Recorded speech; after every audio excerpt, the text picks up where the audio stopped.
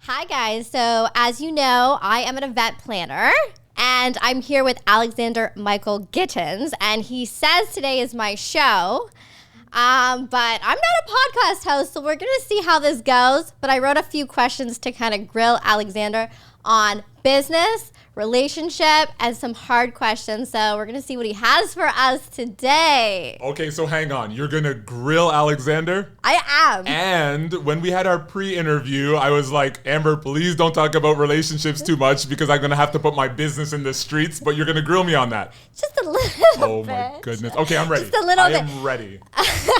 Okay, so I wrote some questions on my phone because they're in depth. In depth? I'm being grilled in depth and maybe even about relationships? Well, when Alexander told me that I get my own show today, I thought it was a perfect opportunity. It is your own show, so Okay. I'm down for whatever. Okay, so personally, I feel a lot of my personal and professional success has to do with manifestation. This is kind of a conflicting topic that business owners, I think, feel because they feel like maybe it doesn't have a lot to do with hard work and it's just luck. What do you feel about this? And does manifestation play a role in your success? I'm so glad that you are the person asking me this question. Okay. Because I have known you for so long and I have seen how much effort you've put into everything you do. I saw how you pivoted during the pandemic, and I've seen how you've built a team and you have more business lines now than any of us could have dreamed about 10 years ago. So manifestation to me is a double-edged sword. Because that I'm going to think positive thoughts and it's going to happen, I could not possibly disagree with that more. I could not possibly disagree with that. I am just going to think about something and it's going to happen. It's lazy, it's convenient, and it's trivial. Now, is it important to be positive and to see yourself having things that maybe no one else can see you having and then work towards them? Absolutely. The part of manifestation that talks about becoming my ideal self and having a life on my own terms is beautiful to me. I fear, Amber Walker, that when people say manifestation and they use it popularly, they're talking about like, I am going to think it into being. Yeah. I don't have that ability. I know who I want to be. I mess up all the time, and I'm going to keep working so hard to get closer and closer to my ideal self. See, I think it's the perception of manifestation because I personally feel that success takes manifestation, but I feel like it is a combination. Manifestation is believing, having an absolute delusional quality I like that something other than what has happened in the past is going to happen in the future, and putting the work in to make that happen. But also, have you ever noticed when you are doing work and you're trying to create something and you put so much gravitational energy into something and then it's resisting? But then sometimes you let it go and all that hard work that you put in 6 months ago and all those dreams that you put in your head before, all of a sudden they come to you 6 months ago when you let it go. Yes. That's what I mean about manifestation. Like, that's manifestation to me. Okay. So as you were talking, I couldn't actually disagree with anything. I think my issue is with the word manifestation and that it can be weaponized to mean that by simply focusing on what I want, it will happen. Yeah. But you are absolutely right. There are times when you are working and you're feeling a misalignment between your spirit and the work that you're doing. But because you're ambitious, you're like, I don't want to take my foot off the gas because I know if I don't change, then nothing in my life will change. Literally. But you do need that space. And you use the word belief and you use the word delusional belief. See, I completely agree with you. The word delusion goes two ways, right? The word delusion, if I was to say that I am a handsome, prince, charming, most educated, smartest person, that's delusional, all right? Like, I know my flaws. But the kind of belief you need to have to be successful, You actually need to believe that something's going to happen that is so far beyond your current reality that it could only be described as being delusional. Absolutely. Yeah, 100%. 100%. Okay, we are on the same page. We are on the same page. Fist pump I still to don't that. like the word manifestation. I don't like that word, but I cannot disagree with you. Do you know what it's about? Okay. Manifestation, I think, is always what we were talking about. I think social media created this this vibe around it that it's like now we get to be lazy. I don't know where that came about, but it has nothing to do with it. Because if you actually watch the movie The Secret, which I have, right, it talks about believing, doing the work, and letting go. Who said that you don't have to work anymore? That doesn't even make sense. Like, I'm going to get a client and I'm not going to have a website. What?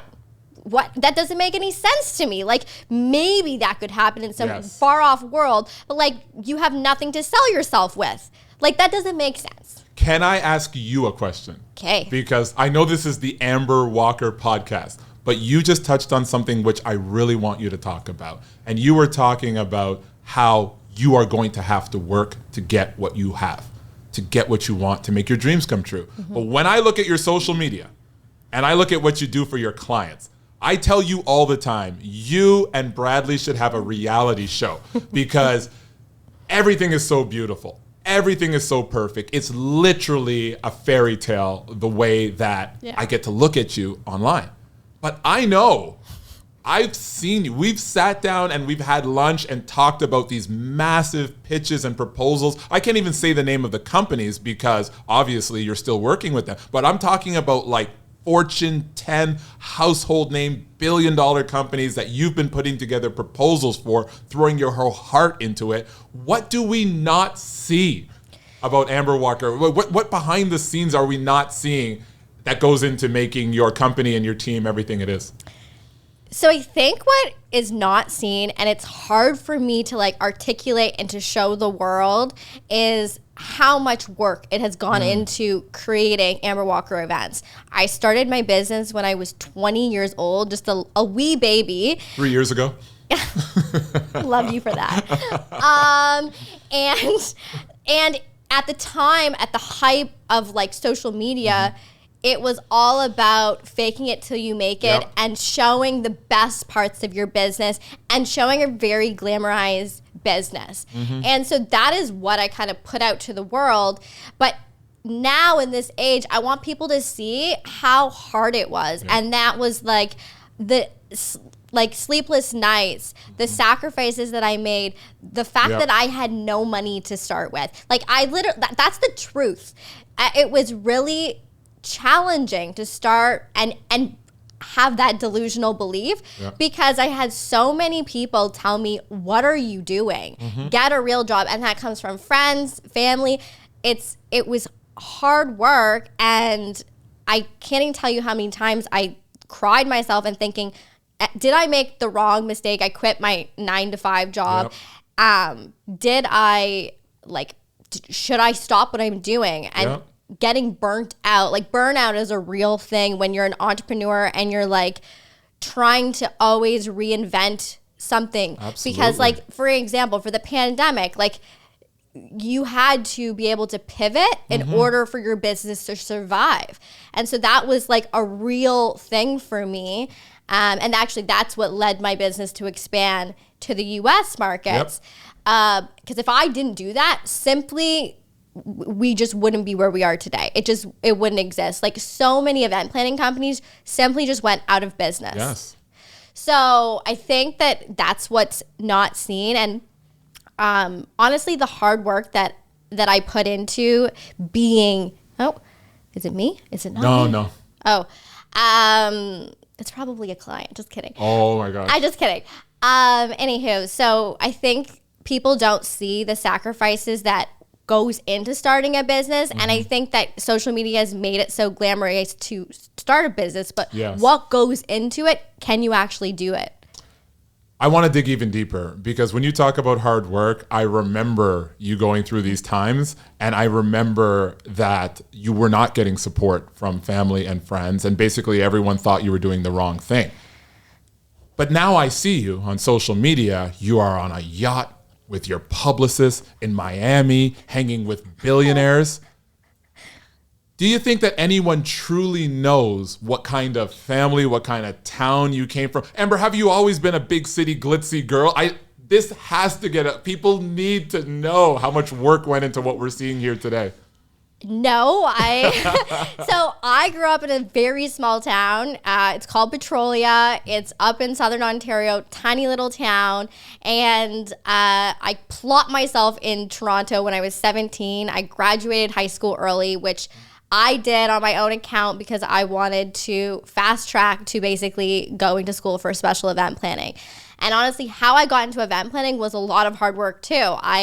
I did a lot of charity work. I graduated with the hours that I documented in high school, which 365 volunteer hours. Oh my goodness. A lot of those events that I were doing were all events planned by me when I was in high school.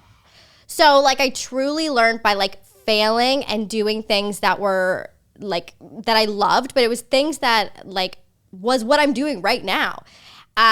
So like honestly, yes, going to school and college was helpful for me because like I guess it gave me like a paper saying I knew what I was doing. Okay. But most of my experience I learned by planning actual events when I was in high school. Right. And for a lot of those you weren't getting paid.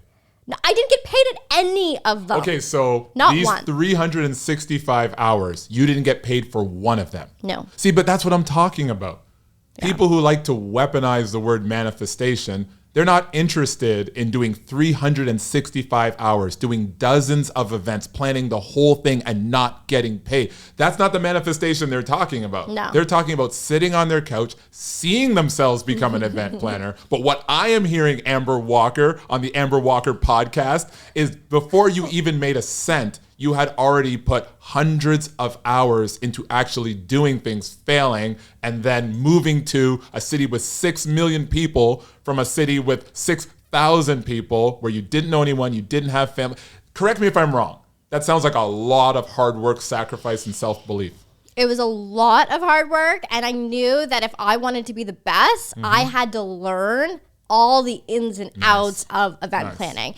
And so that had to do with running a business, making money, food, all of the things. So I would volunteer for absolutely every position I could get my hands on. There was no job that I was good enough to not do. I would have cleaned like literally the floor at an organization because that is what needed to be done for that particular day. I saw that. Yeah. The first event, so when Amber and I met, I was speaking at an event and she was planning the event.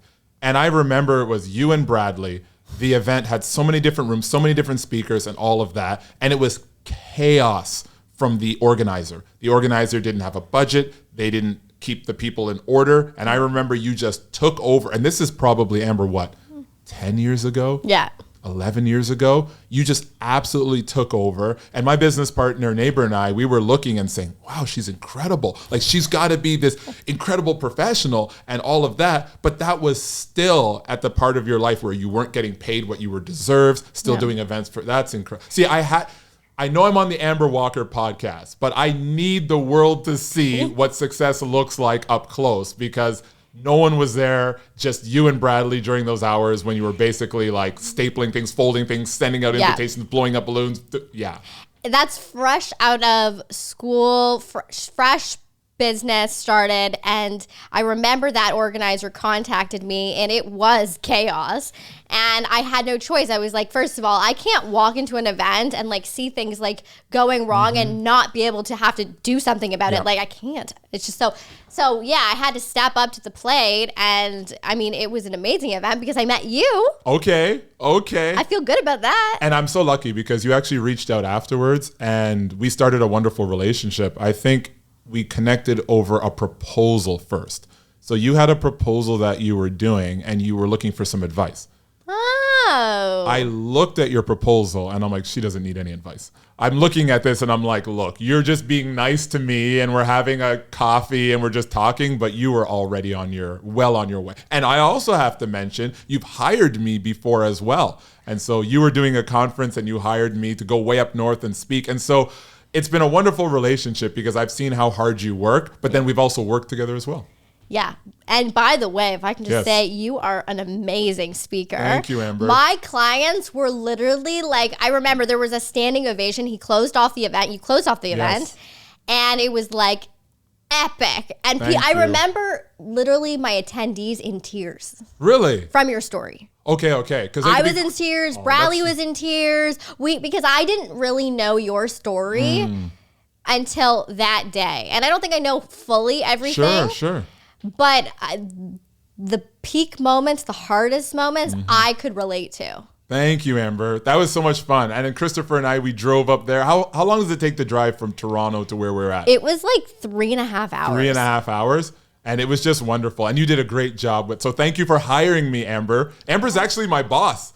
So I just realized Amber hired me for real. But that was great. But no, I didn't want to hijack your podcast, but I wanted to make sure that as someone who's watched you go from someone who's been hustling to make their name, when you made your name, you hustled even harder. And I really want if you think of manifestation as just doing nothing and thinking it will happen, well, exhibit A is Amber and the work she put in. Yeah. Well, you were not hijacking my podcast. I told you. I'm trying to avoid the relationship thing. I know. When I told you when we were having our podcast call, Yes. I said, no, we're doing this together. This is a meeting of the minds. Okay. Okay. And that's where I think we shine because we have that relationship where we can poke each other. Absolutely. Okay. But at the same time, I know that you can get things out of me that somebody else won't. So that's why I'm sitting here all uneasily trying to talk about Amber the whole time so that the shine doesn't go back on me. I'll leave the relationship ones for a bit later. Okay. Okay, so just a simple question. Yep. Have you ever had a bad boss and why were they bad? Yeah, I have. When I was working at Nike, we were literally like a factory outlet, right? So we would just be giving people shoes and all that stuff. But we opened the store, and I remember there was this one boss, and he was the operations guy. And he was kind of a bit of a rules guy, always trying to make sure everything ran correctly and all of that. And then there was another guy where he was so much fun, and I just loved his personality and his energy. But when I needed time off or when the scheduling was done and it was done by the fun kind of boss that I thought I loved, he would always just forget stuff. I requested this, and the boss that I thought was kind of more mean and not as fun, he was so reliable when it came to scheduling, and he listened and he gave you opportunities to grow. And so I think my idea of what a good and bad boss was as a 16, 17-year-old was completely off. You want someone that you can respect. Hopefully you like them. But I think when it comes down to being in leadership, the most important thing is, are you worthy of people's respect? And are you asking people to do things that you're not willing to do yourself? And so a bad boss to me is one who hasn't done the actual work and does not look out for you and give you the things that you need to be successful. The obvious things as well is he was just irresponsible. And it's just unacceptable in business to not be organized and to not be on your game. So yeah, I think my favorite personality at first became my least favorite boss. And the guy I was like, man, he's always such a stickler and such a hardhead. He turned out being the absolute best boss. Okay, so if in the position as a boss yourself, Yes. What do you think makes a good boss? So I'm fairly lucky because all of our team were partners. Yeah. And maybe in one area, I take the lead. When it comes to other areas, Kristoffer, Neighbor, and even Mustafa and Tom, when we were working together more closely, that they would take the lead. But I think the most important thing for me is that I really tell the truth to my team. There's times where, because we have a relationship outside of our work, where I may not want to hurt their feelings or say something that they didn't do that was right. But that's not really about them at all. That's really about me and not wanting to deal with any negative response. But that's not fair. Rock the boat. You got it, right? Because I'm working with people who want to be excellent. We are on the same page. And if I'm not honest with them about the feedback and the work they've done and all of that, why would they ever trust me or respect me? And here's the crazy thing. I have a team that wants feedback. They want to get better. I have never, Kristoffer, he's just off camera there, our creative director. We have never had a fight. What are we going to fight about? 10 years. If I tell him that in this area, you'll need to be better, he's like, in this area, I need to be better. And he actually does the work to become better. I love that. It's just wonderful. So we have a very high. Shout out to Kristoffer. Shout out to Kristoffer. How come I didn't get a dance like that? I don't know you. We're not there yet. We're not there yet. And then Bradley as well, because Bradley's been with you for years. Yeah. And I was equally as excited to see him today as I was, because I haven't seen him in so long. So you and your leadership, you now have a team in the States, and you're physically not present for all of the things that you're doing now. What has that been like, where for years you know that nothing goes out without you having seeing it, to now where you have to rely on other people to get things done? Well, I think it's about empowering people. So if that's for me, like, you know, people often say to me, like, I can't be like you, Amber. And I'm like, absolutely, yes, you can, because I was no one. Okay. So I think it's about trying to get people to the level of that delusional, you know, belief that they can do anything that I can do, because I didn't know what I was doing. Oh, I love that. And then just still being there for support to check, like, even though I might not be physically there, I'm only a FaceTime call away to check to make sure that they can do it. So it's just giving that encouragement, and then saying, yeah, you did a great job. But I think the challenge as a boss, like you said, is just like telling your employee that maybe they didn't do something perfectly. Absolutely. And trying to not tear their, you know, confidence down. That's like a hard balance. It is hard. And I'm still learning how to do that, to be honest. It's not the easiest thing, but it's something that I'm constantly striving for, because before I started Amber Walker Events, I had simply a really bad boss. Oh, okay. And while I learned lots, it was a very like aggressive environment where honestly I was always being torn down and I was being micromanaged. So yeah, that's horrible. That wouldn't work. So it didn't work. So I think for me, whether someone's my employee or it's a vendor I hire, someone's like, I have like an audiovisual company that'll be like, Amber, do you want it like this? Do you want it like this? And I'm like, I hired you. What do you think? Absolutely. And then they'll be like, well, I like this. And I'm like, great. I like that too. Because I'm an event planner. I am surrounding myself with the best. You know what you're doing the best. It's so crazy. I'll let you in a little bit on my daily experience here, right? So not only do I have my workout regime and eating healthy and all of that, I also try to get my steps in every day. Ooh. But I spend so much time at my desk, it's kind of hard to get my steps in. Yeah. So when I go grocery shopping, I park like as far away as possible, and then I like wheel my little cart to my car, put my groceries in, I wheel it back to like the cart collection that's furthest away, then back to my car. Right. And so when I was doing this the other day, there was this guy, and he looked a black dude, maybe about mid-30s, and he was on the phone and he was talking to someone. So I'm walking, I'm not trying to eavesdrop, but there's no one else around. So I'm like listening. And he said, okay, so then you want us to get to the lockbox and then open it and then get onto the property. And then the other person said something. Then he said, okay, so you want us to leave as soon as possible when we are done with that job. And I was thinking to myself, you could have phrased that so differently and been an absolute boss. Like everything about what you're saying is like you want this other person to think for you. But what if you just said, send me the lockbox details, I'm on the way. Yeah. You would add like 25% to your salary because you are someone who's not just needing to be led, but you're someone who's taking initiative. Taking charge. Being a boss. But it was so crazy because he just kept asking questions as if he was suggesting the work he should do. Mm-hmm. And I was thinking, big, strapping, good-looking dude. I'm like, bro, handle it. Because if you're asking the person you're talking to think for you, then you don't have any leverage. Right? But if you're just solving problems, like literally, this is how you get paid, all right? If anyone wants to make more money, this is how you get paid. Okay. Solve the biggest problem you can find. You get paid in proportion to the problem that you solve. So if you can be replaced instantly, you have no leverage. Completely agree. But if you are someone who, look, I see something and I can make it happen, maybe like Amber, you're going to have to work for years and years and not get paid for anything. But eventually, the work you do, it starts to work on you and you get better. And that's the ultimate goal. Mm-hmm. Not making money, not having status, but being the best you can be. But you know what?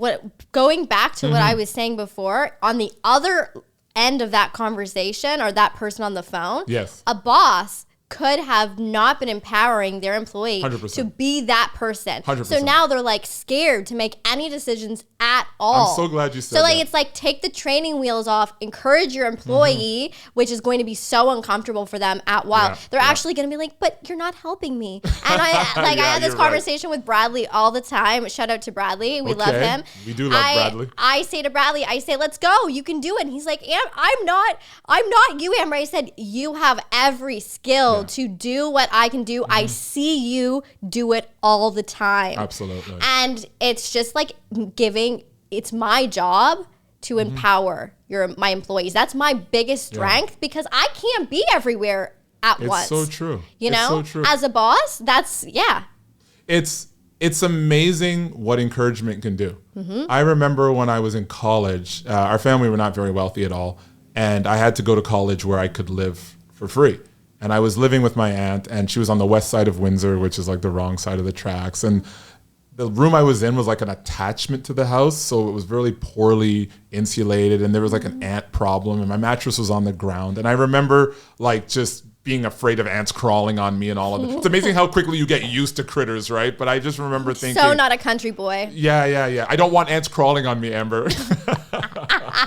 And I am absolutely, I am the worst. We were talking about how bougie you were the other day. I am bougie, and I traveled to 24 countries, and I learned that there's some places I do not need to go back to. Okay. I am happy with my experience in the roughing it world. But I remember I was just feeling really financially insecure because like we were in the house and the power got shut off a couple times and I'm just like, look, we were broke growing up, but I think like we only had the power cut off once or twice and that, but it was the winter and we didn't have power and I was just nervous. And I was just thinking like at 17, I started college when I was 17 too. And I remember thinking to myself, like, okay, I got to figure something out because this is not sustainable. And so I said to my aunt, I said, look, if I ever have to go to like a homeless shelter, I said, it's probably not that bad and whatever. And I remember she just said to me, she's like, look, she's like, we are a family. She's like, you will never have to go to a shelter. We will always have you. I was 17. I was nearly a man, but I don't think she would know. And she's passed now. I don't think she'll know how much it meant to me just to be comforted by the fact that someone has me. Someone has me. And I'm so glad you said what you did, Amber, because it's absolutely right. It's like Pavlov's dogs with that learned helplessness. It's like when you have a boss that's like controlling and they don't let you express yourself, now you're afraid to make mistakes and then, you know, you're not getting the most out of that person. But it's absolutely up to leadership to create the environment where people are empowered, they're able to make mistakes, and they have a chance to be, if they don't grow from there, fine. But yeah, so now I'm looking at that conversation with that guy very differently, where it's probably like he made a mistake once and they're like, what are you doing? And so now he's like, I'm going to check for everything. Well, the whole company suffers. But I think just having that a little bit of encouragement or someone like, look, I got you. You messed this up. And I think what we like to say at our company is we give credit and we take blame, right? We want to give the credit away. It's not good for us. And people love credit. It's currency. Give it to them. But when it's time to take blame, it's all of us, right? Yeah. And a good leader will never be like, Jimmy didn't, like literally. It's like, I'm responsible for the outcome. It's up to me. So I love that. Absolutely. Love it. All right, let's see what other questions. Oh no, she's going back to the list. We all know what's on that list. It is not AMG friendly. What is AMG friendly? AMG friendly are questions that I feel comfortable answering. Okay. I'll keep it light. No, don't. I think I'm ready now. I am ready for the heavy stuff, Amber. Oh, you're ready? I'm ready. Okay. Woosah. Okay, let's go. All right, so. Yes. What do you think is the biggest problem with dating culture today? As you know, I'm a proposal planner. You do plan proposals? I'm a hopeless romantic. Yes, I like that. And love. But I obviously can see and reflect on what is going on in the world today, wondering if you have an opinion on that. I have lots of opinions. When I give an opinion, I tend to look at it from my own perspective. So these views are absolutely my own. I think we are in a tricky time because more has changed in the last 20 years than perhaps in the previous 200 years. And no one really knows the rules anymore. Yeah. And what I don't like is it seems to be like we now have these two teams. One is the team with women on it, one's the team with men on it, and it's always the other person's fault. I think when it comes to dating, the biggest problem is that we're focusing too much on what we want for ourselves versus what we have to offer the other person.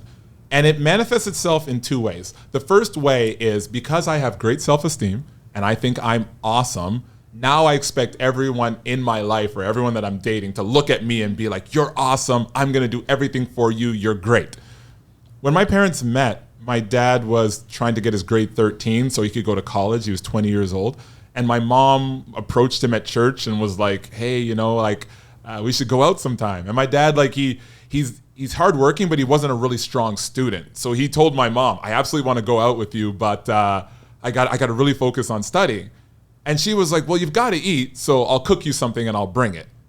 And I remember my dad was, You've told me this story before, and I think this is amazing, and you don't see that very often anymore. Well, the whole thing is like, you think my parents would tell me this story in some romantic Walt Disney way. It was just matter of fact. My mom's like, you need this, I'm going to do it. So my dad was overly focused on his schoolwork, but my mom made his life easier, and she approached him.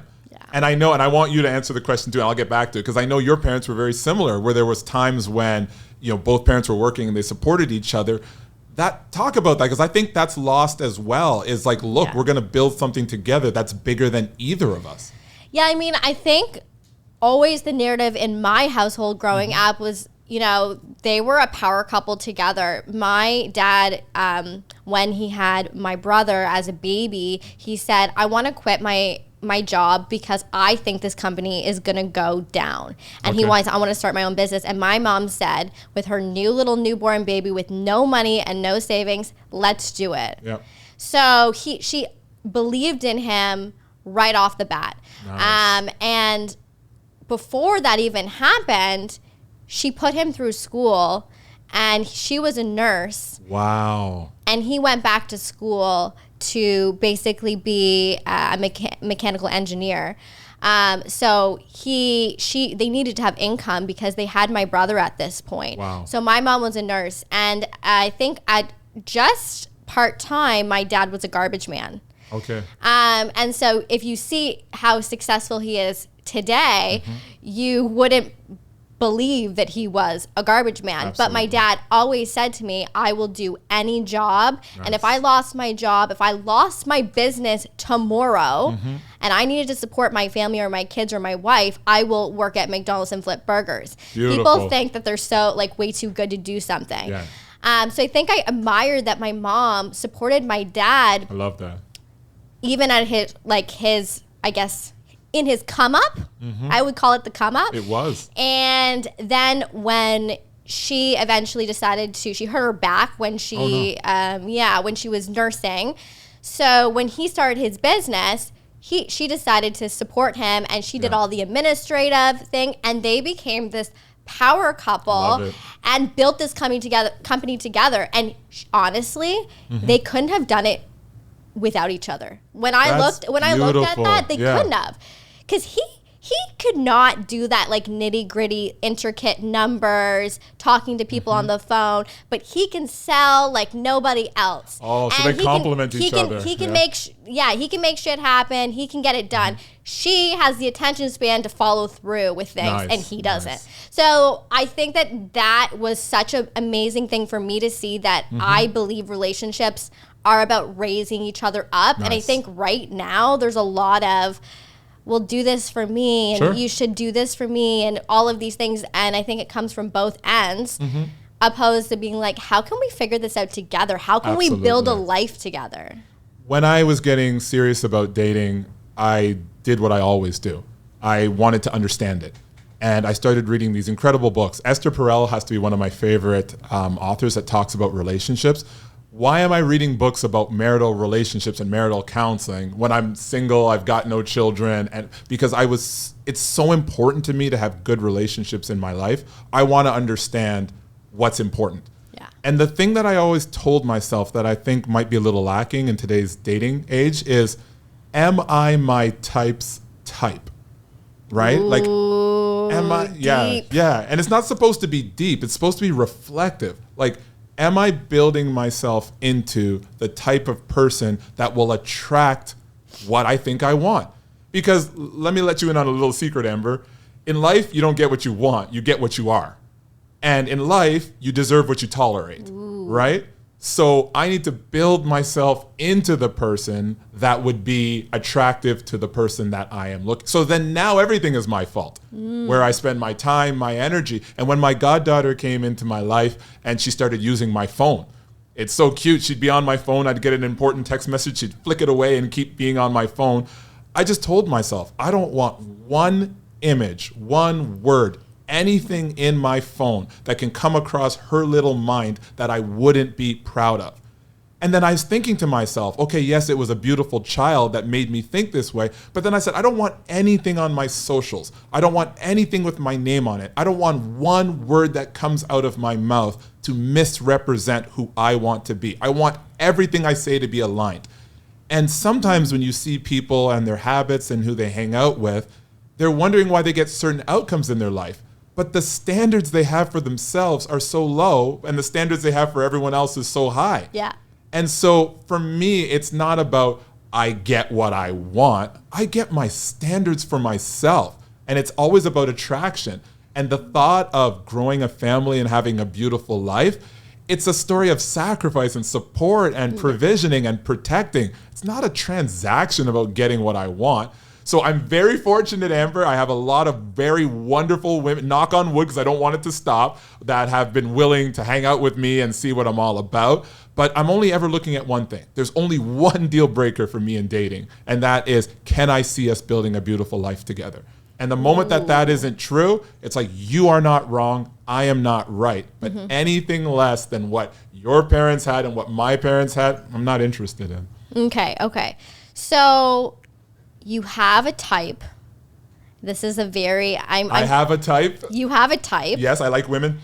No, but you and I have talked about this. We have talked about this privately. Yes. But for all of the women that follow me, we want to know what your type is, Alexander, because you are an eligible man. I am eligible. And yes, maybe the woman that you are dreaming of is somewhere following me today. Really? Maybe. That's exciting. I'm putting that into the manifestation world. Well, if she follows Amber Walker, that's definitely on my list. So maybe she. So tell me, what is your type? What's important? What I saw you had a deal breaker, right? I have deal breakers. You have deal breakers, plural. Yes. Tell me about them. It's really simple. It's really simple. All of my deal breakers have to do with the type of family that I want to build, right? So when I think of who I want to be with, the first word that comes across my mind is kindness. I love that. It's so important. I have friends in my life and they're married and different people. And then when you just see people light up when other people are happy, like sometimes they're not even know you're looking at them, but they're just so happy when people are doing well. They're just kind and they celebrate greatness in others. That's very attractive. I think the second thing to me is discipline. When I think of being empowered, it doesn't mean doing whatever I want. I'm always thinking that I'm representing my family, I'm representing my name. And when I'm looking at a wonderful woman as a potential to date or to get to know, I'm asking myself, the way that she lives her life, am I okay with that representing everything I'll be? And then I think about little things like, let's say something horrible happened with the kids and she was in a bad situation and had to figure it out. Is she competent? Like, does she think through things? Does she fly off the handle? So a lot of the things that I think about have to do with how does she live her life. Don't worry about me. I want to provide, I want to protect. But I think everything for me comes down to what kind of family can I build with this person? Yeah. So all legacy. All the trips and the money and the flossing online and all of that, it might catch my eye, okay? And if you want a great guy to spend a short amount of time with, or you don't think you want to have children, then do whatever you want. But if you're looking at building a family, then I think it would be like, well, what traits would someone who really wants that be interested in? And I'll tell you what it's not. It's not being overly opinionated about other people's lives. You should be focusing on your own. It wouldn't be sort of showing off for other people online, right? There's nothing more attractive than a private profile and like 3 photos. That's great. I think the other thing would be is that you prioritize having a family over having a career, right? Mm-hmm. And there is nothing wrong with being a career person, a career man or a career woman. But for me, if your biggest commitment in your life is to your career, that's not attractive to me. Yeah. Because my biggest commitment in my life will be providing for my family. Mm-hmm. That's my biggest commitment. And what I would look for is a woman who is excited and thrilled about the sacrifices and the joy of raising a family. Right. Again, it doesn't make you wrong or right, but I have no interest in anything else. So I think the biggest thing would be... I think we've spoken about this. Okay. And we've spoken about like that feminine quality, right? And I want to... of course. Right? Oh, you want to get into that? We're getting into it a bit. My We're gosh. getting nitty gritty because I don't want people to mistake what you're saying as like you want a woman to be focusing on the home life and not have a career. I know that you feel because... there's a lot of women that have careers that will be like, hey, but Alexander, I worked really hard for this and I went to school, all of these things. Yeah, sure. I think that you don't mind having a woman that has a career at all or something that motivates them because you love someone that works hard from what you've told me. That's a very good point. Yeah. But you want someone to be like, this is so important to me as well. Like somebody that can do both, right? Yeah.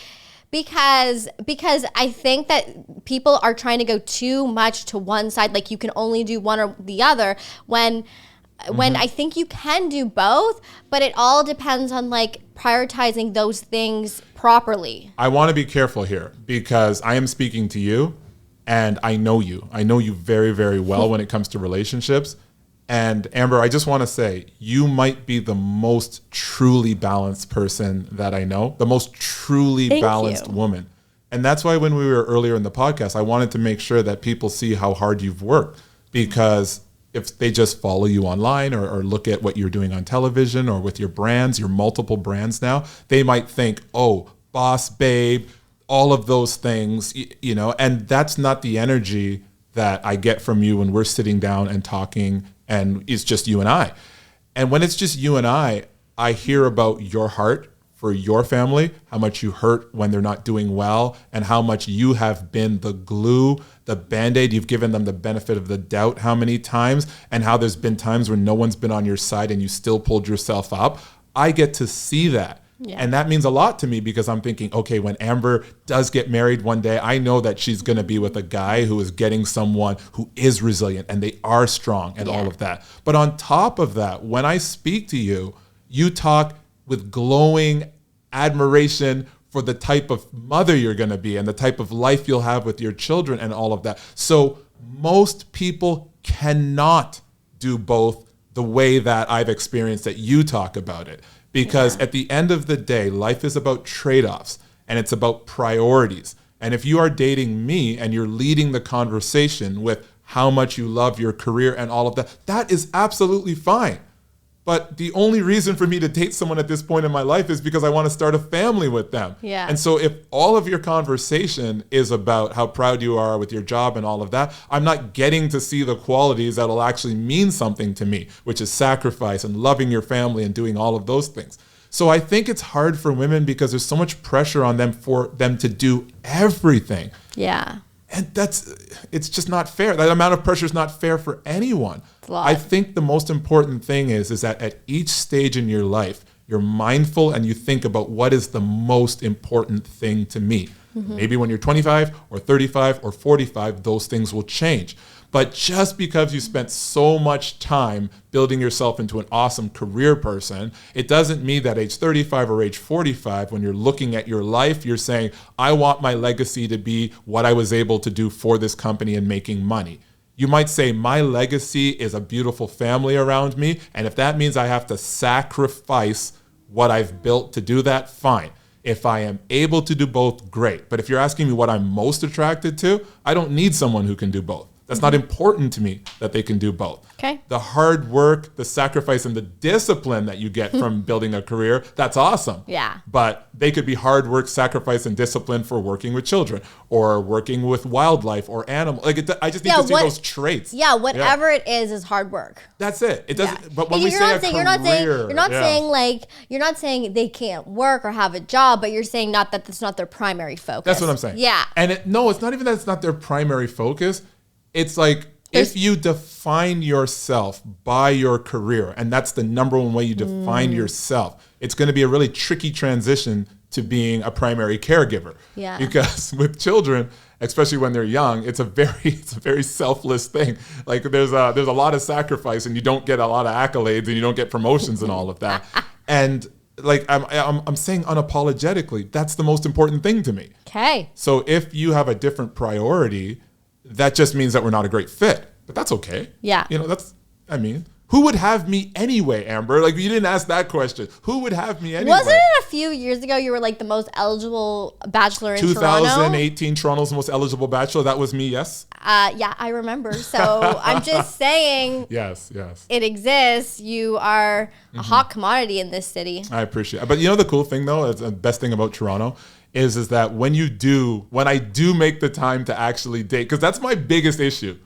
Like, you know, when couples are like trying to get pregnant and they like live in two different cities and they're like, why aren't we not getting pregnant? I'm like, you should probably be in the same room more often. And I think that's with me. It's like I was open to dating, but I wouldn't actually go on dates. But I have Amber. I have actually started dating someone earlier last year. I went out on a date like 2 weeks ago. Ooh. I did go out on a date 2 weeks ago. And I think I'm just blown away by just how incredible women in Toronto are. And once you take the time to actually talk and like, you know, get below the surface, I think we have the most incredible women in the world. And I'm serious about that. Ooh, I like that. We got some quality out there. I just got to get out from behind my desk and actually sit across. So what you're saying is you're the problem. Oh, yes. I am am I raising my right hand? I am the problem. No, absolutely. Because I spent so much time building my business and building myself into the person I want to be that I didn't realize when I started actually dating and all of that these people would see the things I want to be. And they don't need you to be a perfect version of everything. Like they just want you to be hardworking and have a good heart and be someone who is honest and true. Like it's... No, 100%. As a woman, I can speak to the fact that men have this idea that women want perfection all of the time, and that if for whatever we communicate something that we don't like, we don't need you to like be like, okay, fix it right away. We need to be like, I'll work on that. Absolutely. We just want someone to say, I'll work on that. And so often people give up way too soon in relationships. It's true. Yeah. And like, I can't say how annoying that is for a woman where I'm like, just say I'm gonna work on it. Yeah. Like that's what we and then work on it. That's all we want. I think the one thing I would say as someone who grew up with so many women, if I was giving advice to guys, it's the thing you think women are looking at, it's so much deeper and so much more complex than you can think. Like you can't just say, she said this, I did that. Typically, let me give you an example. When a guy is dating a woman, as an ambitious guy, there's two primary things that I'm interested in, which is number one is, does she light up my life? And is her lifestyle going to get in the way of what I want to build? Those things I can see pretty quickly because when you're around certain people, there's just all this great energy and you feel great. And you can kind of see the way they handle themselves. And you and I talked about this because when we're talking as friends, that's one kind of conversation. But when a server comes over or it's time to do business, like you are always 100%, you know, on your game. Yeah. But with women, what it takes women to be able to see what they need to see in a guy takes a lot longer and it's so much more nuanced. In fact, it's almost better for a woman to see a guy in a lot of different circumstances and with a lot of different people. Well, how does he react when his friends tease him in front of that? How does he talk to his mother? How is he when the server brings the wrong food? How is he when I'm not feeling well and I'm just like... For a woman to have that comfort and trust, they need a much more complex and nuanced experience with you. So I think what happens, a lot of guys is like, oh, this girl is testing me or she's doing one. It's not, no one's trying to bring you down. Yeah. She's just trying to say, will you be true to who you say you are and what you say you want, even when the situation changes? Yeah. And then it becomes on the guy to be a consistent version of his values in everything he does. Yeah. Because she's not just looking at you're tall, you're handsome, and you make money. That might open the door. That might get you in the door. But once she's in there, she's like, what kind of man is he really? And that takes time. 100%. Yeah. And hold on. Am I right, though? I think you're right. Because I was talking to you once and you don't know how happy you made me. You were like, Alexander, that's exactly what women want. Yes. And I couldn't even remember what I said. So I'm like, now I forgot what women want. It was about the feminine. Yeah, it was about a guy able to bring out the feminine, of course, energy in a woman. And I think that all women have the ability to do it, and I think a lot of women are in their masculine right now because they're not feeling, specifically being taken care of, or that they're being led properly. So I mean, I think you asked me this question one time where you're saying when you're dating somebody, you're a very strong person. What is kind of that? And I said, listen, when I am with a masculine man that can lead me, they're figuring out everything, and I trust them fully, I'm like the most feminine version of myself. I'm like, ooh, we're doing what? Okay, cool, awesome. I think the cool thing about what you're saying, though, is a guy has to show up that way. Yeah. Right? Because with me, I had the opportunity to go on a date with a woman that was so much better than I deserved going out on a date. And Amber, I wore like the perfect suit. I booked the most expensive restaurant. I couldn't even pronounce the things on the menu. I probably talked way too much and all of that. And then at the end of the night, I'm like awkwardly trying to get a goodnight kiss. And it's like looking back on that, I feel so bad for her because she just had like this mess of a guy in front of him that was just punching above his weight. But I had the chance to meet her then a couple years later. And we actually went out again. I don't know if it was a date, but I was wearing a fitted t-shirt, a pair of jeans. We went to a fun place and we were laughing the whole time and all of that.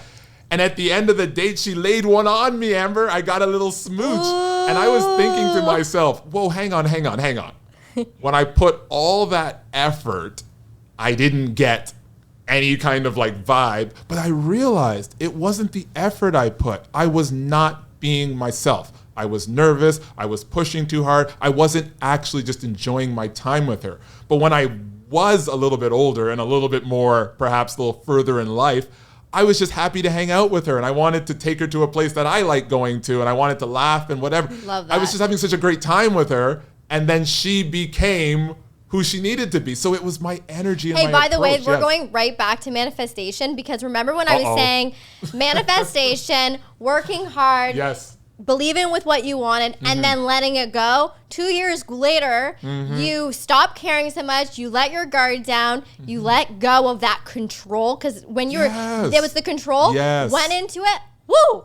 All of a sudden, bam! It flowed. Amber, can you imagine what she was going through? She's like, this guy's being so serious. I can't laugh. I can't be myself. I can't. Like she was probably under like low level stress because she's like, this guy is struggling. Like he's struggling to just exist out with me. But then like when we went out the second time, because at that point I was just like, look, I already struck out. All right, I was just like, hey, I had a great date, and she's probably thinking, you had a great date? That was so awkward. But then when I reached it a couple years later, I had I'd lived in the city a bit longer, maybe achieved a few more things in my life. And I was honestly curious about how things were going with her.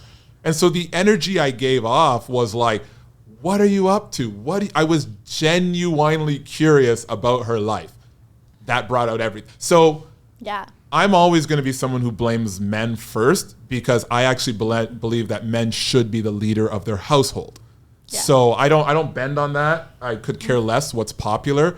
I believe, and I saw in my own family, that there were times where I wish my dad would stick up for my mom more with his sisters. I wish that he would be a little bit more unapologetic about making her have the life that she wanted and just not be as focused on his job and his career and his goals, but really, like I feel like a man's job is to provide and protect for his family, to make all of their dreams come true. And if he has to put himself aside, fine, that's duty, that's being a man to me. But I think what I learned through that particular interaction is when I was doing what I was supposed to do, I got the best version of that woman. So if you're not getting the kind of people you want in your life as friends, as dating, as that, get better. Align your actions with who you want to be, because you don't get what you want, you get who you are. Ooh, it's louder for the people in the back. I got another one for you. Okay. Not only do you not get what you want, but you get who you are, you deserve what you tolerate. So if you've got people around you that are, and I don't mean just cut people off, all right? I've had situations where, you know, there've been people that as I get to know them better, I'm like, oh, okay, so I was attracted to their personality, but now that I know them a bit better, our characters don't match. But at the end of the day, if I continue to invest in a situation that I know isn't right for me, well, I deserve it. I hear you. I deserve it. I agree. Oh my God, that's powerful. All right, let's see. And you know what? I'm not nearly as uncomfortable talking about relationships as I thought I'd be. Okay. Amber Walker, you are very disarming. Oh, I'm so glad. But you know what? Yes. The reason why I wanted to bring it up is because you are so business focused, but you and I know that there's such like a loving, charismatic person under the surface, and a lot of people see your business side, but they don't, and they don't see that like stuff that I see. I appreciate that, and I think people should know, because you're it makes you actually a better business owner that you care so much about relationships and people. I think it matters. I do care. Yeah, you do. Yeah. So now I'm going to see my little. Oh, every time you pick up that phone, I get nervous. No, I feel like we've answered a lot of the hard ones. Okay. Okay, so on a business level, how do you sell and justify your price to potential or prospect clients, even when maybe your potential client, they care about the cost, they care about the value, and there's people that are doing what you're doing maybe at a cheaper rate or cheaper cost than you? No, it's a great question. So there's a couple ways we look at this as a company. First, we look at it as, are you trying to have something for everyone, or are you trying to be everything to someone? That might actually be dating advice too, right? Ooh. Like, are you trying to have all these randoms in your life, or do you want to be like, this is who I am, I'm a weirdo, and I need to get a weirdo just like me? No, a complimentary weirdo, right? So I think with our company, we realize that we can't be KPMG. We don't want to be McKinsey. We're not those consultants that are going to give you a 500-page glossy book. We want to focus on what is the metric that you are trying to do and achieve, and let's move it. Yeah. Let's move your KPI. So what happens then is, when I was able to create $100 solutions for $1,000 companies, I was paid accordingly. When I was able to take a $1 million company and move them 2%, I was paid accordingly. Well, now our company, our clients tend to be between $10 million and $100 million companies, which are still kind of smallish. It's not like a bank or anything like that. But if you can move a $50 million company 10%, that's $5 million. Well, what should we be paid if we generate $5 million? So for us, it's very simple. You're showing that there's an ROI. Has to be. So what if the business doesn't have an ROI that's directly associated with money? That's even better. Okay. That's even better, because our approach to business is called value times values, and it's our equation for getting both profit and purpose. And for us, the life you live and the legacy you leave and the way you do things is so much more important than the money you make or what you're doing. And so for us, there's a much larger thing at stake. In fact, it's interesting, because even the fact that we're having this interview, we made a decision as a company that we would put the equal or more effort into the things we do for free or for the community than we do our company. You can't buy a coaching product from me. I have nothing to sell you. There's no link on my social media where you can hire me. I'm not interested in that. We have our company, but will I add value no matter what? So when you have a business leader that's looking at the big picture and they're like, I want to level up, not just in making more money, but being a more emphatic declaration of my values, and I want to improve the lives of not just me or my employees, but my community and the world in general. Now you're speaking my language. How can I be overpriced if I help you achieve that goal? And so I think the other thing that we know is that, unlike in some companies where they're selling things that can be duplicated, because we sell intelligence and solutions, the best year I can maybe handle 8 clients. So if we can only handle 8 clients and I'm going crazy, then what we have is rare. And the key to making a lot of money or charging a hard price is having something that's rare and valuable. So you want to have skills, traits, behaviors, talents, passions, and values that are hard to find, and everybody wants them. And so that's like a rare gem or a rare stone where it's like a certain problem.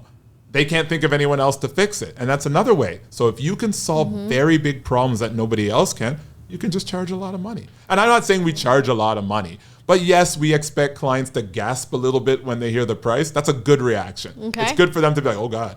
Because now they really have to think about, are they really trying to move the metric that they think they're trying to move? Yeah. Okay, I like that answer. Yeah? That's a good answer. But when you ask me questions about business, they're so much easier to answer. I'm like, the relationship ones, my lip starts to quiver. I get like a single bead of sweat coming down my forehead. I'm in your comfort zone. That's what it is. And you know what, Amber? I'm supposed to be outside of my comfort zone. So you told me to make sure that you were outside your comfort zone. You know what I told you, Amber? I said, okay, for most people, being yourself is horrible advice, but for most people that's horrible advice, but I want you to be yourself. That's what, did I not say that? You did say that. I did say that. I know, I was like, no pressure. Yeah, but you've always been yourself. And okay, so I think that's the cool thing, because people might be like, okay, you've known Amber for 10 years, you guys have a great relationship, but I think that they wouldn't realize that I see you on average once a year, once every 18 months. And when you see someone wonderful at those kinds of intervals, you get to see the growth, right? Because it's just like, you know, when you've got a child in your life and you see them like every 6 months or so, you're like, wow, how you've grown, right? Because you see them at those, or how you learn to read. And so I think the beautiful thing about having you and being friends with you and knowing you for so long is I've gotten to see these big chunks of growth. Like, wow, look at what she's doing. So while you are dealing with the ups and downs of every day, I've just seen this consistent, positively sloped line where you keep getting better. But it was the fact when I met you how seriously you took the things that you were entrusted with. There was a wonderful girl that I went out on, a wonderful woman, I should say, that I went out on a date with. And she was like, I always ask, and this is one thing, this is like a dating hack that I've learned. Okay. I always try to ask a question that helps me understand what kind of family life they had, because that's important to me. So one question that I asked her, I said, you know, when is your dad at his happiest? And the answer she gave was so beautiful. She's like, oh, he's always doing stuff for us. He's always like, you know, one of us likes Tim Hortons, the other one likes Starbucks. He'll go to both places. And nothing makes him more happy than when his family's around him and he is just like everyone's taken care of. I didn't know there was a perfect answer, but that was the perfect answer, right? Like he's happy when his family's happy because that's the man I want to be.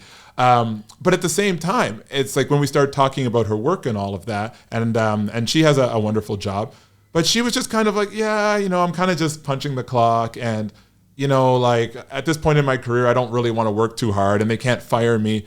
And so it goes back to what you were saying. While I'm saying I don't want some big boss babe career woman. See, I'm saying. The fact that she wasn't working hard at what she was entrusted to, I'm like thinking to myself, wasn't there a time when you were looking for a job and you applied for a job and you signed a contract and said, I was going to do this job? And now you're okay telling me that you're just kind of phoning it in and you're not putting effort. Well, it's not that I need you to be some superstar at work, but I like people who work hard at the things that they've been given. I don't care if you've been given a lot or a little, but when you're entrusted with something, so I'm not saying I judge her based on that one thing. But I have to say, knowing you, I don't think you could be with anyone that was mediocre. Yeah? At anything they do. You get up, you go to the gym. I do. You weigh your food. I do weigh my food. You literally are high level at everything you do. I appreciate Imagine putting someone that's just like mediocre at their job or whatever they're doing with you. You would be like, I don't know what to do with this. Like, you really wouldn't. I don't know, Amber. I appreciate you saying that, but I don't know. Like, at the end of the day... I'm telling you this as your friend. Okay, I'm listening. That you need someone that...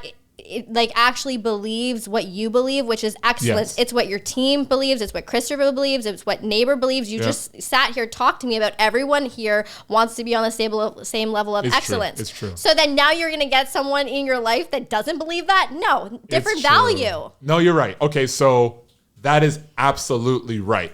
I think the thing I've realized though is it's not about someone doing the things that I do. Look at Neighbor, for instance.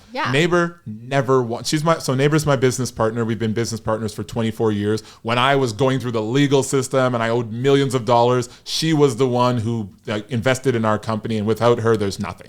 So for years, she would travel with our musician. Back then, we were still managing musicians and all of that. She traveled with our musicians. She managed them. She took care of all the accounting. And then when she met her husband, who was a friend of mine, and just like, like you've got that friend where you're like, man, like I wish that she would marry that kind of guy. Well, that's who she married. He's so respectful. He's so hardworking. And it made me so happy that she has a guy who's just such a good person, so hardworking and so caring. Yeah. He's such a good guy. But what happened is when she got married, she started to do less and less for our company. And I wasn't used to it at first, but she's like, I want to be with my children full time and do that. And right now it's funny because when I update her on things with the company and all of that, she's not as up to date with the day-to-day things as she would have been 10 years ago. But here's the thing. She now knows that she said to me, she's like, the only job I ever really enjoyed, she's like, is being a mom. She's like, it's the hardest job I've ever had, but it's the only job she really enjoys. Yeah. And her husband works 2 jobs. So there's still 2 incomes, but that's what works for them. But I think if someone was to see her now and say, oh, okay, well, you're a full-time stay-at-home mom, but when I met her, sometimes we were just friends. She lived across the street. That's why I call her a neighbor. Sometimes we would need someone to do extra work in our business, like data entry or whatever. And so we would just hire her just to do 5 hours or 6 hours. And we used to track the keystrokes of our different employees. Like when do they log in? How much work do they do and all of that? It wasn't punitive, but it's just part of what we'd evaluate. When she was by herself in the office on a weekend and she was working, from the second she logged on to the second she logged off, she had the highest keystroke rate of anyone. Wow. No one's watching her. She's not a full-time employee, and it wasn't all that emotionally taxing work. But when she was given something to do, she always did it. Yeah, that's ingrained in somebody. So no matter whether you're doing it as a mother or whatever you do, Yes. It's not going to be mediocre. So it's not that I'm saying I don't want some superwoman who's incredible. I don't think that woman would be attracted to me. I have too many flaws. But I'm not being humble. What I'm saying is it's not about you being some superwoman. It's about how seriously do you take the things that you're responsible for? Like how much joy do you bring into your family's life? And like how much beautiful energy do you create around you? It's about taking pride in whatever it is. It's not about how big your job is. Like that doesn't. It's like when you're entrusted with something, how do you do it? Love and that. I think that's why we became friends, because you had some very strong opinions on the event that we were at and the way it was run and all of that. And strong opinions and Amber Walker, that does not go together at all. But I didn't know you at the point, and I admired 2 things about you. I admired the fact that you were willing to talk to a stranger. I was pretty much a stranger back then. So, like, emphatically about what you believed. Because in our culture and the way that I was raised is like, you don't let people know what you're thinking. You keep that to yourself. Like, you don't want people saying, oh, this person said that. Like, we're taught to be. But you had a lot of conviction about the way that you spoke about what you were seeing. But then when I went home and I was thinking about the event, everything you said I agreed with. I just wouldn't have said it. And so I'm like, okay, well, Amber, it's not that Amber has no filter, because Amber does have a filter. She knows how to act in different circumstances. But I'm like, she has no problem saying the truth and having standards for everything she's involved in. Mm-hmm. That's what I saw that made me want to have a friendship with you and check in with you every couple of years and all of that. But it was the way that you handled the things that you were responsible for. So you could have a great job and a great career and make all this money and me still be like, you're always talking bad about your coworkers. You're always complaining about this. Like, I don't do complainers. Or you might have this little tiny job where you're not doing something that other people, but you take joy in it. So it's really about how do you do the things you do. I think that's the most attractive thing in a woman. Love that. Okay, we have to finish up, but I have one last question. Okay, one last question, yes. And that is, what, after you have all of these different things that force you out of bed in the morning, I know that you have a big vision for your life. I do. But there's going to come a time where you are sitting on a porch or on a swing in Dominican Republic, old and gray. Okay. What is the point of contentment for you where you've like, I've done what I've done and I've done enough? Yes. It's funny because I was old and gray and on a swing in the Dominican Republic 10 days ago. You know, I told Bradley this question earlier, and he literally said to me, Alexander is going to make a joke about being gray currently. Bradley knows me better than I know myself, right? My goodness. Bradley could like get me in trouble for like harassment for as long as I held him today. I think I gave Bradley a pregnancy scare. I held him so long today. Oh but anyway. Okay, but here's the point. Contentment for me is a place I reached a long time ago. Contentment for me is an extension of gratitude. I pulled out a bit. I was always so focused on my life and so hard on myself, and I'm probably even harder on myself. But when you travel and you go to places where you can't drink the water or you have to, I think to myself, there is a whole other part of this world that I have the luxury of not thinking about. I'm not political. I don't have to be political. I live in a country where if I never think about politics, it will not, if I don't have war at my doorstep, I don't have militia, whatever, I have the luxury. I was talking to a friend of mine and they were saying, oh, I don't feel so safe walking home at Toronto at night. I said, Toronto is the second safest city in the world. Like, there's nowhere else to go. But we're so used to being fed fear from the media and all of that, sometimes we forget how good we have it. Yeah. So once I started to realize that just by being Canadian and being literate and being healthy, I have already statistically won the global lottery. Like if you just pick a random person from the world, my life is 1,000 times better just by waking up healthy, Canadian, free, and literate. Yeah. And all of those things, my literacy, my clean water, Amber, I did nothing to create those things. Real people fought and died for the freedom I have. Real people had to dream of a life that I would have that they couldn't imagine. And they did it. And there were people who didn't even sign up to sacrifice themselves that did. Mm-hmm. Every line on that map is drawn in blood. Someone died for it. And what do I have to do to find contentment in my life? I need to be true to the things that I know are real, and I need to let go loosely when things don't connect with me, and to just give an effort. Okay. If you can't find peace in that reality, then I would say that you just need a little bit more perspective. Because for me, I have the opportunity to do incredible things, but the blessings I have, the relationships I have, the country I have, the friendships I have, the clients I have, I was content a long time ago. I have a beautiful family. Yeah, I'm ambitious. I'm not satisfied, but contentment, believe it or not, Amber, I'm a rather peaceful person. I'll show you my favorite emoji later. It's the guy with his eyes closed and he's smiling. Oh, you have sent me that one a couple times. I send the same emojis pretty often. That's me. So what I'm hearing is, from that answer, is to be more grateful for the things that are around you. And I think that we can all take a lot of lessons from that point. I love it. So I think that was a great way to close, Alexander. I think I got out of here unscathed. Not only did I have a great time, but I didn't have to, I wasn't too scared with the relationship questions. So, because Amber, you know I don't open up about that stuff. I am a closed book when it comes to that. So thank you for challenging me and making me like actually own my stuff publicly. I can now say that I'm glad that we went there. Okay, I like that. Well, thank you for having me. Well, and being here on my show today. I'm on your show, so I should say thank you for having me on the Amber Walker Events podcast. It was a meeting of the minds, Alexander, as we discussed. And I hope we get to do this again soon. I can't wait to do it again. Thank you, Amber. Thanks. Okay, bye. That was so much fun. Oh my God. We got a round of applause. That's never happened before. Chris is a hard judge. Are you?